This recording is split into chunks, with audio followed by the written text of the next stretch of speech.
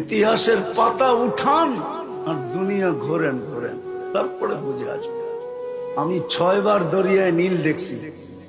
আমি যতবার গেছি আমার মাথায় একটা জিনিস খেলতেছিল, যদি চিঠিটা পাইতাম তাইলে আমার পদ্মা, মেঘনা, যমুনার পানির সমস্যার সমাধান হয়ে যেত। আমার বিশ্বাস, কসম খোদা, আমি স্টেজে বসে বলতেছি, আমি 6 বারই ভাবছি যে হয় যদি চিঠিটা পাইতাম তাহলে আমার পদ্মা, মেঘনার, যমুনার পানির সমস্যার সমাধান হইতে বাধ্য হইতো। কেননা দরিয়ায় নীল তো 4,500 কিলোমিটার লম্বা। 2 দিক থেকে আসছে, উগান্ডার থেকে আর ইথিওপিয়ার থেকে। দুটার মিলন হয়েছে খর্তুমে। ওইখান থেকে প্রবাহিত হইতে হইতে মিশরের বুক চিরা যা সাগরে পতিত হয়েছে। যেই দিন থেকে চিঠি নিক্ষেপ করছে আজ পর্যন্ত 1 ইঞ্চি পানি দরিয়ায় নীলে কমে নাই।